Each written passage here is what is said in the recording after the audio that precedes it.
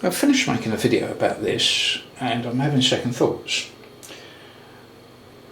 The party light is not a toy, it's a mains powered piece of equipment, and if it's broken in any way or damaged, it is potentially lethal. So don't let your children play with it, although it's very tempting. Unplug it when it's not in use. Don't leave it on when you go to bed at night or go out. Make sure that it's switched off and unplugged. And if it does get broken or doesn't work, there's a bit of dubious labelling on the box that says installing or replacing the lamp, please cut off the power supply. Well, some of us would think they mean the bulbs inside, and it doesn't refer to that at all. It's the whole unit is the lamp, and it's talking about when you're fixing it in position to use it. So don't be fooled by that. There's no serviceable bits inside it, and if there were, the cost of the replacement bits, it would be more economical just to dispose of this responsibly and buy another one.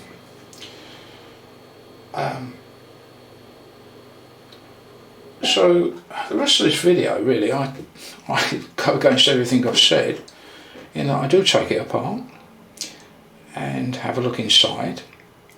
I have years of experience as a hobby and professionally in electronics and electrical equipment,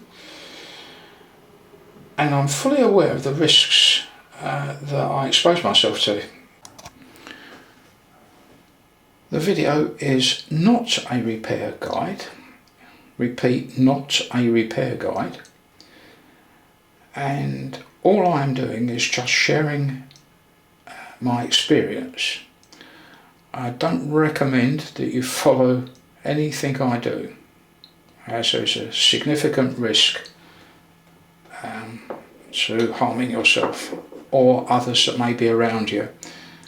So please bear that in mind.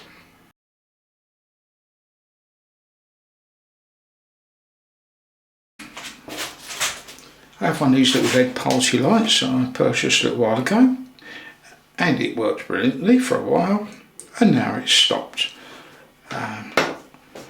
It is mains driven, so it's not advisable to take it apart because you may kill yourself. I'll plug it in and show you what's happening.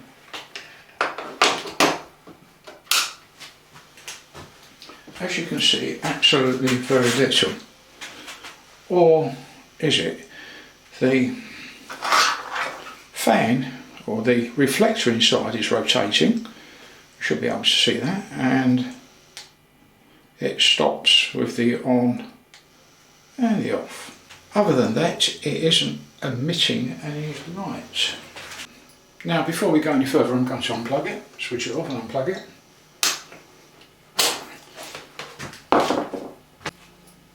And underneath there's 4 screws.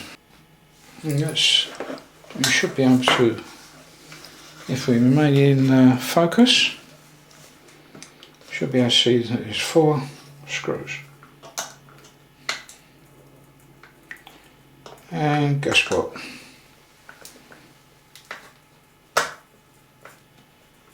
I'm going to find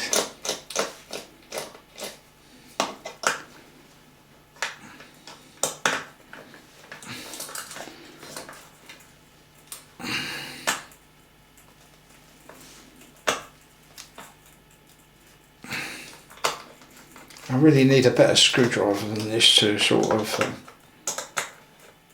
undo them, as can't get a grip on this watchmaker's screwdriver.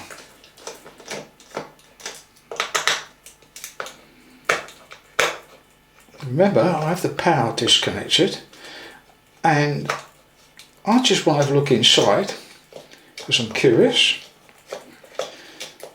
And honestly, if you have one that goes wrong, it didn't cost very much money, less than £10 if I remember rightly, and I would suggest that you just chuck it away.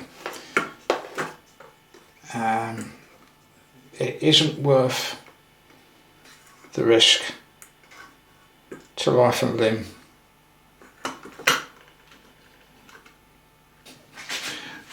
Well, let me plug it in and show you it working. And the fault is absolutely obvious when you look at it. I keep my hands well away from what's going on. Let me totally unplug it before I put my fingers anywhere near it. This, as they've all broken away, so I presume this is held still and rotates on an eccentric to give us the effect we want. But all these leads have just broken away from the connector. Oh, well, perhaps we can fix it after all. But I thought you'd like to see that.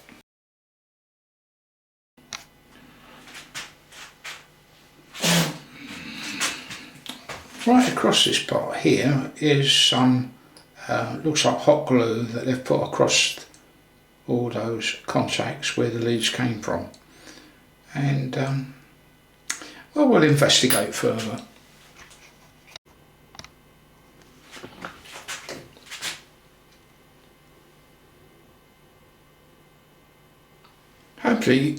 Hopefully you can see that I've just stripped back the wires to sort of just barest them out to so that I can test them. The unit isn't plugged in. We should take it from there. I just used a razor blade and carefully scored the insulation, which seems to be a soft silicone. I have a hot air gun and I'm just going to sort of hopefully soften up the glue so that I can just remove it. I've got this set on its lowest temperature, which is about 100 degrees centigrade, and it should be enough. Well, I want to clean this up off camera. Although I'm having some success, it's awkward.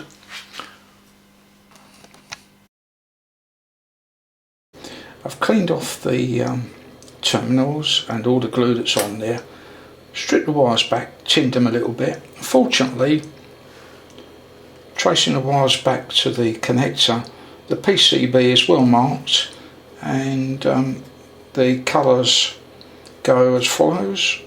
The red is the VCC, the blue goes to B, the yellow goes to G, and the black goes to R.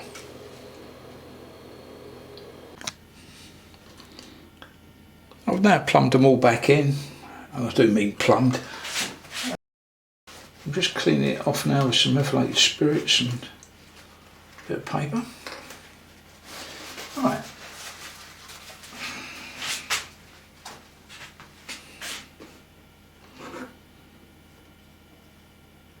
Let's put it back where it belongs.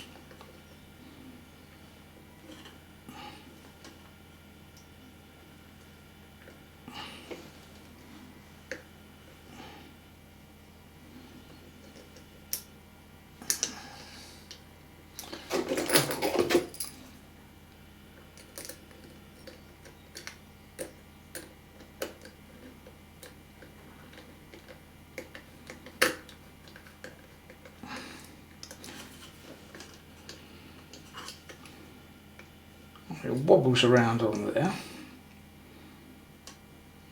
and I'm a bit puzzled how it all broke off. They put glue all over these, hot glue all over these terminals here, probably to bond all of this together to make a stop these from flexing about. Well, it wasn't successful. I'm going to bind these wires together a little bit better at this point, and using a little bit of thread.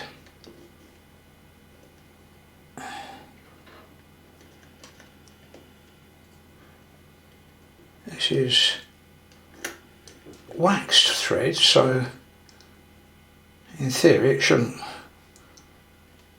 come undone once it's done up. Not too tight because I don't want to cut through the insulation, just want to hold it together.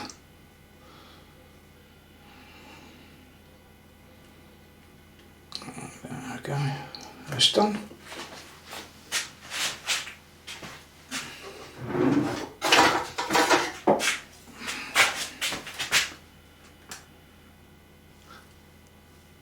Snip. Oh, there, done.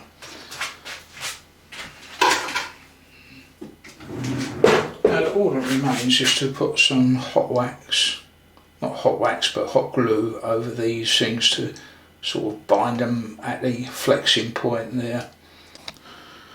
Well, sadly that's going to have to wait for another day because I can't find any hot glue. It's all soldered up now, and I'm going to put some glue over the soldered part and the flexible part to hold it together as they intended when they first made this device. I don't know how successful this is going to be.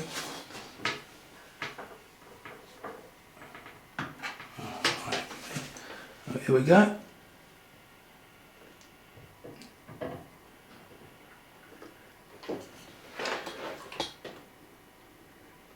And we'll let that cool off. All that remains now is to screw this back together, and let's see if we can do so without doing any damage.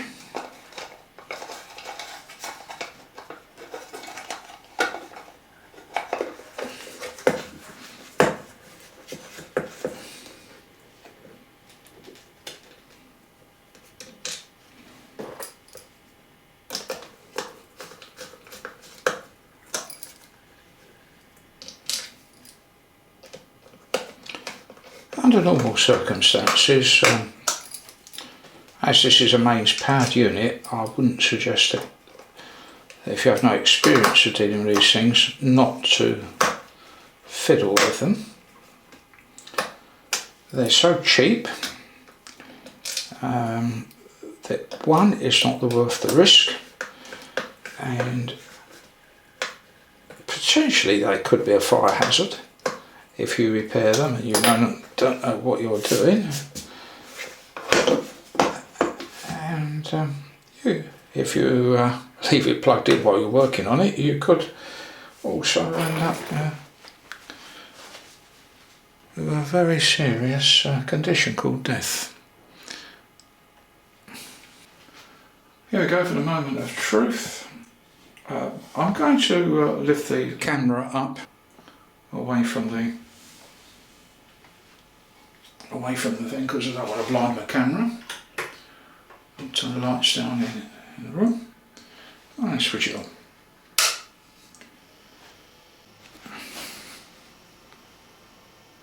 There's some nice patterns on the ceiling.